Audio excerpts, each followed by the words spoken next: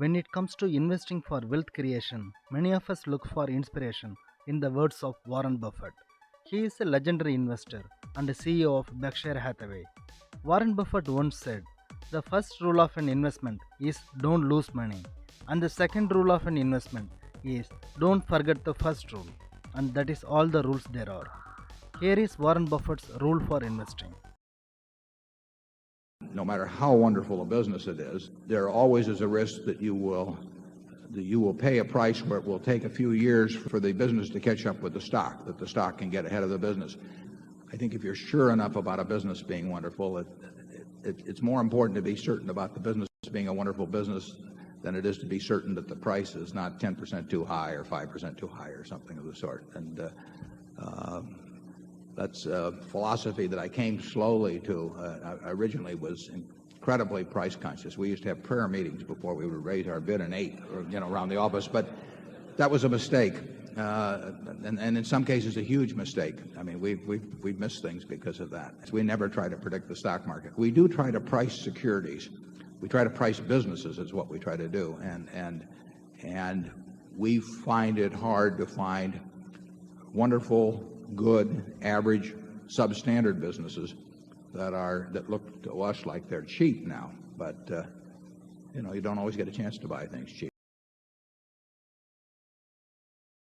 If a business gets to the point where we think the industry in which it operates, the competitive position, or anything is so chancy that we can't really come up with a figure, we don't really try to compensate for that sort of thing by having some extra large margin of safety. We really try to go on to something that we understand better. So if we buy something like See's Candy as a business or Coca-Cola as a stock, we don't think we need a huge margin of safety because we don't think we're going to be wrong about our assumptions in any material way. What we really want to do is buy a business that's a great business, which means a business is going to earn a high return on capital employed for a very long period of time, and where we think the management will treat us right. And we don't have to mark those down a lot when we find those factors. We'd love to find them when they're selling at 40 cents on the dollar, but we will buy those at much closer to a dollar on the dollar. We don't like to pay a dollar on the dollar, but we'll pay something close. And if we really get to something, when we see a great business, it's like if you see somebody walk in the door, you don't know whether they weigh 300 pounds or 325 pounds, you still know they're fat, right? And so if we see something where we know it's fat financially, we don't worry about being precise, and if we can come in that particular example at the equivalent of 270 pounds, we'll feel good. But if we find something where the competitive aspects are, it's just the nature of the business that you really can't see out 5 or 10 or 20 years, because that's what investing is seeing out. You don't get paid for what's already happened. You only get paid for what's going to happen in the future. The past is only useful to you in the extent to which it gives you insights into the future. And sometimes the past doesn't give you any insights into the future. You don't need a huge margin of safety. You should have something that you always should feel you're getting a little more than what it's worth. And there are times when we've been able to buy wonderful businesses at a quarter of what they're worth, but we haven't seen those. Well, we saw it in Korea here recently, but you don't see those sort of things very often. And does that mean you should sit around and hope they come back for 10 or 15, wait 10 or 15 years? That's not the way we do it. If we can buy good businesses at a reasonable valuation, we're going to keep doing it.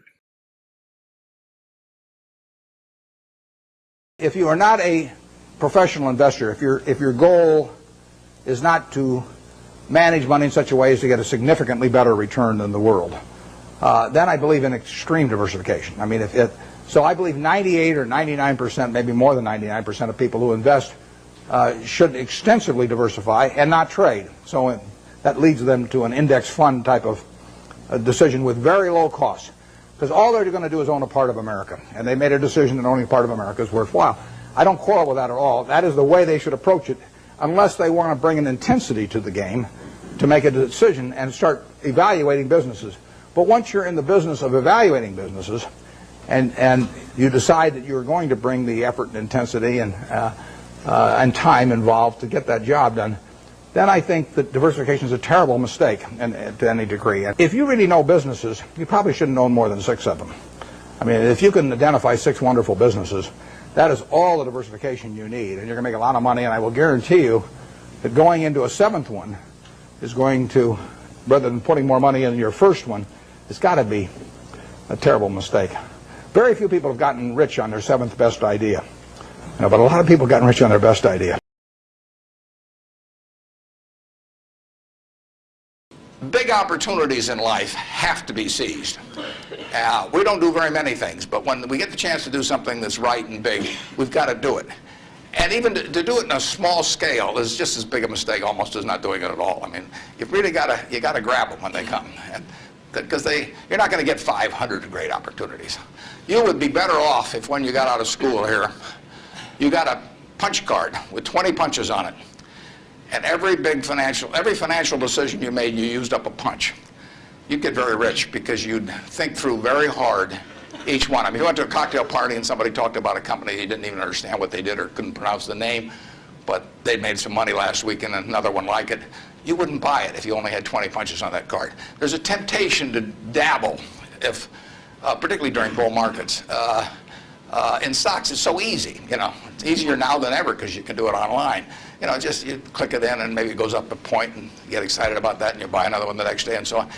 You can't make any money over time doing that. But if you had a punch card with only 20 punches, you weren't going to get another one the rest of your life, you would think a long time before every investment decision.